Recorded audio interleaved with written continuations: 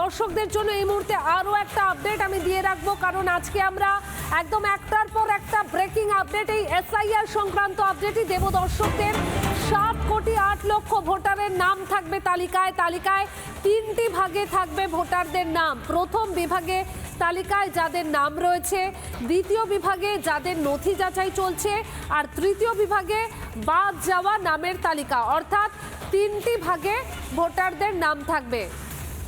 তালিকায় বৈধ ভোটারের পাশে লেখা থাকবে অ্যাপ্রুভড। আমাদের দুই প্রতিনিধি মেঘা এবং অনুপম লাগাতার একটার পর একটা আপডেট তুলে ধরছে আমাদের সামনে, আর এই মুহূর্তে আমি অনুপমের কাছে চলে যাব। অনুপম, তালিকায় 3টি ভাগে থাকবে ভোটারদের নাম। আমি জানাচ্ছিলাম দর্শকদের, যদি তুমি সবিস্তারে পুরো বিষয়টা বুঝিয়ে বলো।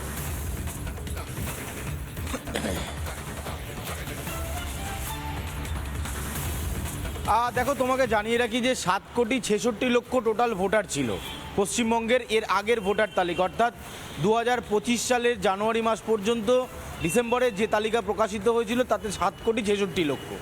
এরপর কমিশন এসআইআর প্রক্রিয়া শুরু করে। এই এসআইআর প্রক্রিয়া শুরু করতে গিয়ে কমিশন দেখতে পায় প্রচুর পরিমাণে ভুয়ো ভোটার এই তালিকায় রয়ে গেছে, যাদের কোনো ট্রেস পাওয়া যায়নি। এই সংখ্যাটা ছিল 58,20,995। এই নামটা প্রথম খসড়া তালিকাতেই বাদ হয়ে যায়।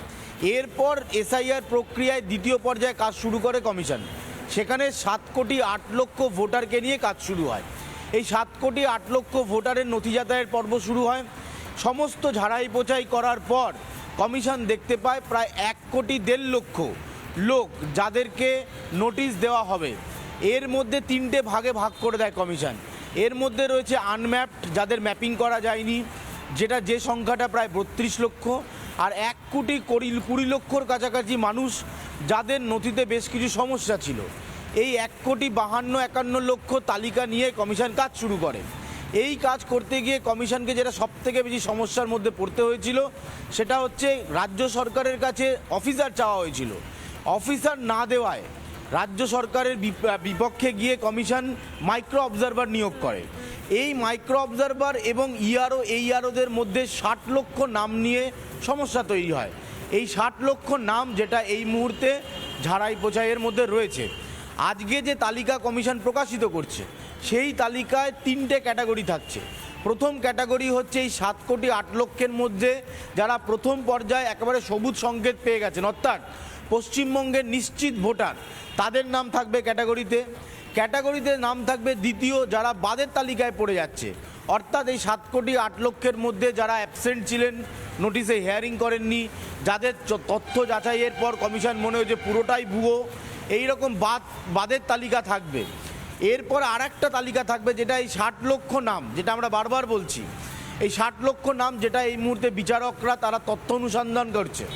এই 60 লক্ষ নামের পাশে একটা নির্দিষ্ট কলম থাকবে, সেখানে লেখা থাকবে যে তথ্য যাচাই। তুমি একদম সবিস্তারে তথ্য তুলে ধরলে, আমরা একবার শোনাই বিরোধী দলনেতা শুভেন্দু অধিকারী কি বলেছেন।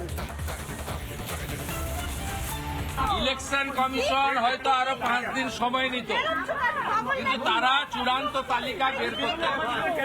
মমতা ব্যানার্জি সুপ্রিম কোর্টে ছুটে গেছিলেন। কালকের তালিকায় যাদের নাম থাকবে না তাদের জন্য দায়ী হচ্ছেন মমতা ব্যানার্জি।